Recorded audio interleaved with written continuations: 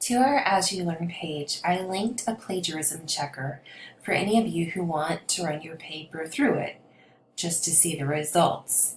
So if you're curious about the score of your paper or about how Turnitin works, then this video is for you. The plagiarism checker is set to only take PDF files.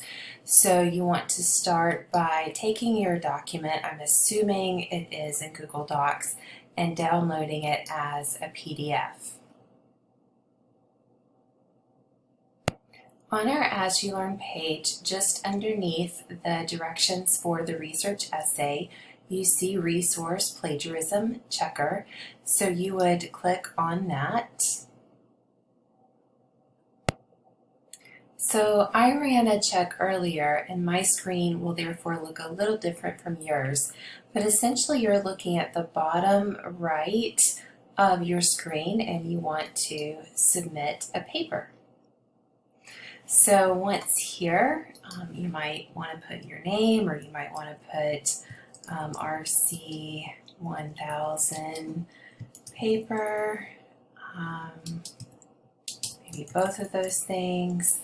And then you're just going to drag and drop your PDF file there, and you guys would submit. I'm resubmitting, and it is worth pointing out that you are allowed to submit up to 3 different times.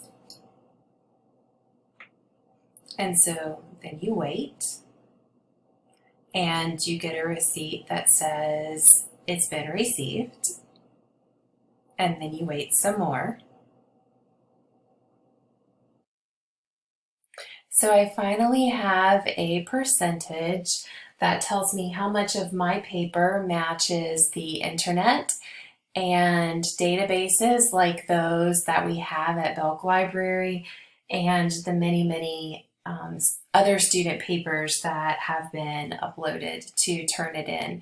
So with 3% similarity, I'm feeling really good about my paper. But if I am curious where that 3% is, then I just click on the 3%, and then I can click on the 3% on the right-hand side of the screen, and I can see just the snippets that are reflecting online sources and then other student papers. If I want to go more in depth with that, then I can scroll through my paper, and the text that's highlighted is the text that is being recognized. So front matter, cover page, I'm not concerned about similarity there.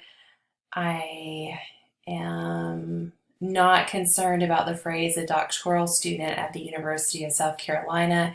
It doesn't surprise me that someone has used that phrase before. It also doesn't surprise me that someone has used this phrase since the book did in fact win an award. I think that's a really common way to say that.